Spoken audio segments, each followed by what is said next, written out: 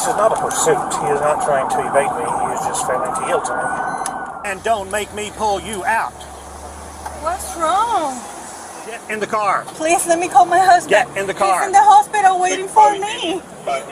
And there are consequences for our actions. When we do something good, we're rewarded. When we do something bad, there's a penalty. Your penalty today is, I'm going to put you in jail.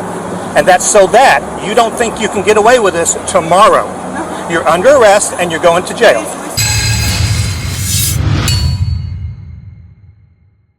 Oh, the irony. We have an entire group of people in this country who, thanks to qualified immunity, face no consequences for their actions, face no penalties. The lecture you just witnessed was brought to us by Officer Reynolds with the Fort Worth Police Department in Texas. In July of 2021, he pulled over a pregnant language teacher who was on her way to the hospital to meet her husband, who just underwent surgery. Vilmaris Montalvo never made it to the hospital that day because she was arrested instead as a penalty thanks to Officer Reynolds. Her crime? Not slowing down to pass an emergency vehicle. She didn't know it at the time, but at the time that this footage was recorded, Officer Reynolds had already amassed more than 24 complaints of misconduct, demonstrating that in reality, unlike his lecture to the pregnant teacher, police officers like him face no consequences, no penalties. This interaction is outrageous. There's just so much here that you'll just have to watch it for yourself, and then let's discuss. Well, presently it's an investigation on the 1501 MLK northbound. Been behind this car for a mile at 61 miles an hour, and they have to slow their change lanes. Yeah, this is not a pursuit. He is not trying to evade me. He is just failing to yield to me. Yeah, what's the description of the vehicle? So on in front of me, it's not stopping. It happens to be a gray Traverse. Yeah, I don't know what I was going to say. I was going to ask for Air1, but I don't know. Go ahead and start Air1. Johnny, we're going 45 miles an hour approaching the Henderson exit, far right lane. I'll tell you what, hey, go ahead and pat this with the rest. I want to get some guys in front of them with some spouts. Air1's patched. Air1 will westbound on 30 at the Henderson exit. They're signaling an exit, but they're in the wrong lane. Hey, Sarge, my speed is 55 right now. We have moved right as if we're going to exit Summit Forest Park. Get your spikes out, man. Officer, get your spikes out. Your incident has been updated. Your incident Moving too slow, man. Updated. This is still not a pursuit. I will hold on to the microphone. And you guys get in front of me. We're approaching Pennsylvania, southbound on 8th. Just get spots in front of me.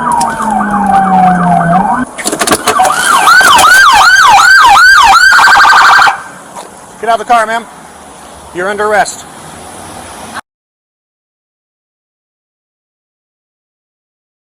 And don't make me pull you out. What's wrong? Turn the back. Please let me call my husband. Get in the car. He's in the hospital waiting for me. Oh my gosh, please help me. Sit down. What's going on? Get in the car, ma'am. I got 5226 coming. Was there another address?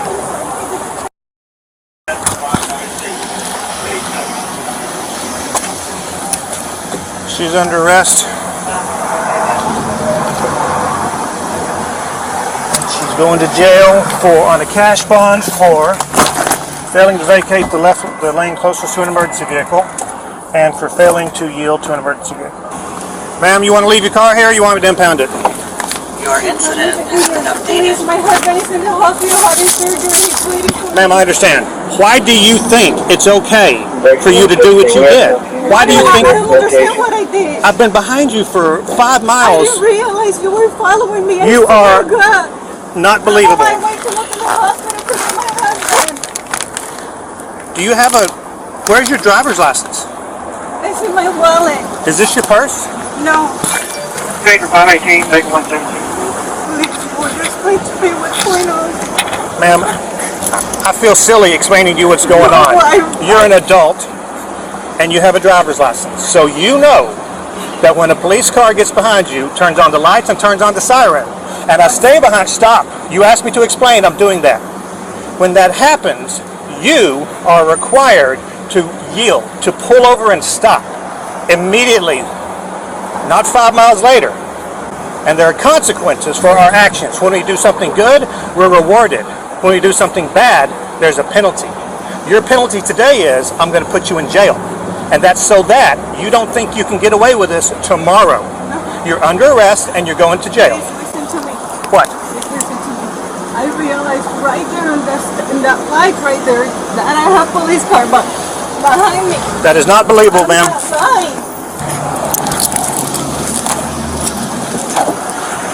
You can call your husband, you can scoot in. You're still going to jail, and you can tell him where your car is. Where's your husband? In the hospital. Which one? Can he drive? Medical City Forward. Do you have family there that I can give this key it's to? only him. He can drive. He just had surgery. Okay. No, I don't care. It'll be good. Do I know where I'm going? You're going to Forward Jail. Forward where? Jail. And I'm not accusing you of running from me. You were not running from me. The reason I pulled you over in the first place, come on now, ma'am, was because you didn't move out of the left lane. There were 3 police cars stopped in the left shoulder. I swear, did you realize? I'm sorry. It's my first time. It's unbelievable. I don't believe it. Come on now, ma'am. Is he still going to have his surgery? He had surgery. He was discharged. Oh, okay. They were waiting for me. Okay. And it was in my lunch time. I'm a teacher. And what? I was during my lunch time.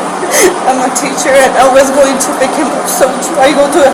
You have a degree, a college degree. Yes, sir. And you have a driver's license because I've seen it. And you're telling me, just be honest with me for this long. Just be honest with me. You're telling me that you didn't know that I was behind you trying to make you stop until the red light before. I swear that was an accident or something. I didn't think it was me because. Come on, ma'am. I was so close to not bringing her in. I'm just writing her a ticket. Right over here, please. So let me ask you this. So even if you knew I just wanted to pass you, why wouldn't you pull over and let me pass you? They cannot hear. Sorry. Yeah. Go ahead.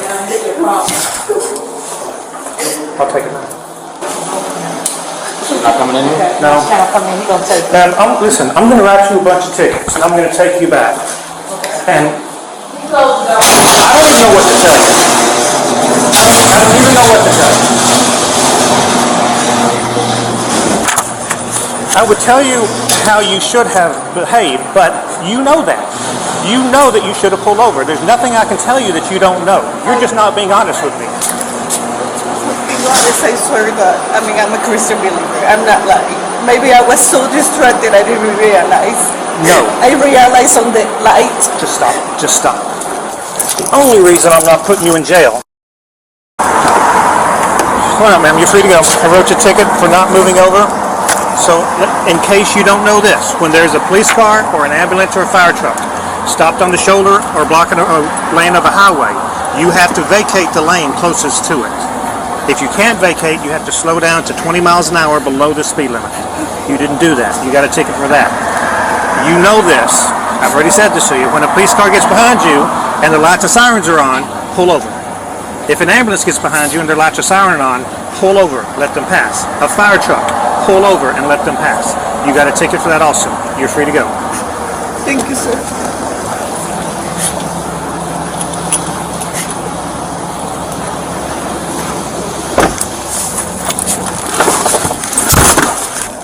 Miss Montalvo subsequently filed a complaint with the Fort Worth Police Department. She then received a letter informing her that Officer James Reynolds did nothing wrong. So she filed another complaint, this time with the Police Oversight Monitor. This resulted in an internal affairs investigation, which in turn revealed that Officer Reynolds began working at this police department in 1992, and just by the following year, 1993, he was already the subject of 3 separate investigations and was suspended for untruthfulness. The next year after that, he was admonished by his command. So throughout his career, complaints have resulted in findings that Officer Reynolds was, you might be shocked at this, discourteous, took an unauthorized job, and released confidential information. By July of 2021, when this happened, Officer Reynolds had amassed 29 complaints, 8 of which were substantiated. In other complaints that were unsubstantiated, it was still found that Reynolds had acted, quote, very unprofessionally. Again, you might be shocked at that.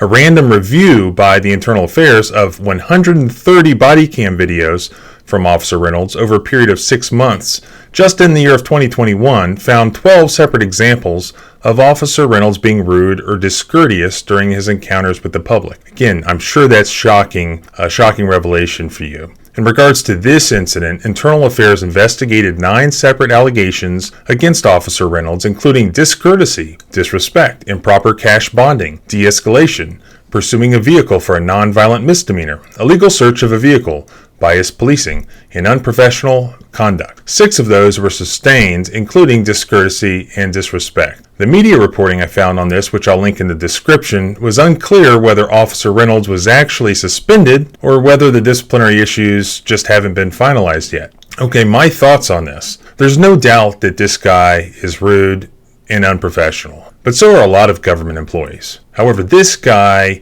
uses his authority as a police officer to punish people and to dole out the consequences that he, as a rude jerk, deems fit. To the extent that he does this in the absence of reasonable suspicion and/or probable cause, constitutional violations may occur. Reasonable suspicion for a traffic stop is pretty easy to come by. Government loves their traffic stops, Texas included. The stop itself here is most likely justified, though a little ridiculous.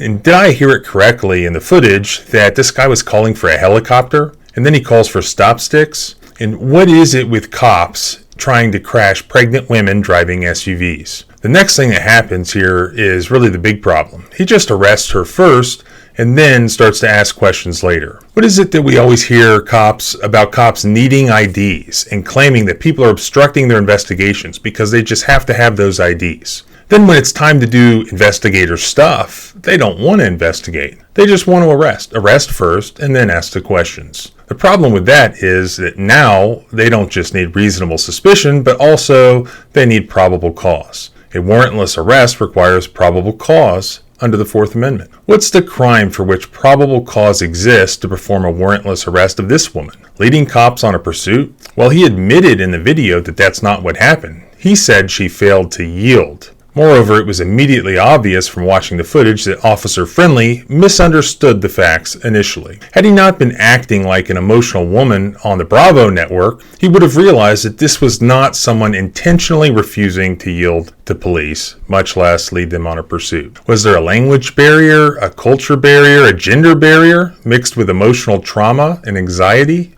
due to her husband having surgery? Who knows? But it's his job to know. Remember, cops, they need that ID. They need that investigation. Don't obstruct their investigation. It's his job to know and to recognize. He's supposed to investigate. Learn the facts before you take action rather than afterwards. It's sort of like thinking before you speak rather than after. Instead, he digs himself a hole first, and then he tries to slowly dig out of it once it's already happened and he's in the hole. I thought every police officer just had to have an ID first, or else it's the end of the world, really. They can't perform their investigation. In the case of a traffic stop, that's actually important and required generally. The fact that he just skipped this step indicates that he's acting emotionally based on his feelings rather than the actual information that was before him or provided to him. But the courts will determine the issue of whether a Fourth Amendment violation has occurred due to lack of probable cause based on an objective standard. In other words, even if this ignorant officer didn't realize it or had some other subjectively false basis for his arrest, if the information available to an objectively reasonable police officer established probable cause, then that will justify, or the courts will justify, the arrest under the Fourth Amendment, despite any bad intentions or bad conduct by the particular police officer.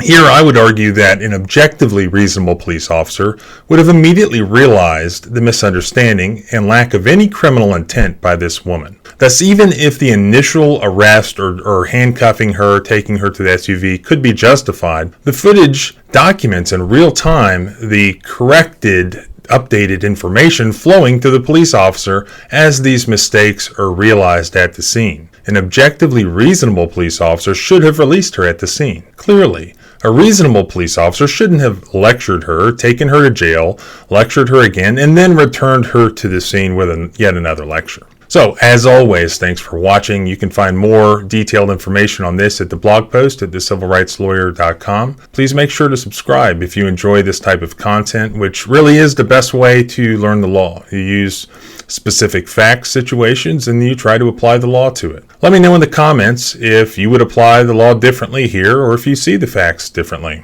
Pretty sure, however, that most of you probably will be disgusted by Officer Reynolds' actions here, but who knows? Let me know. Hopefully he realizes now that there are consequences for his actions too, or at least there should be. So, freedom is scary. Deal with it. I'll see you next time.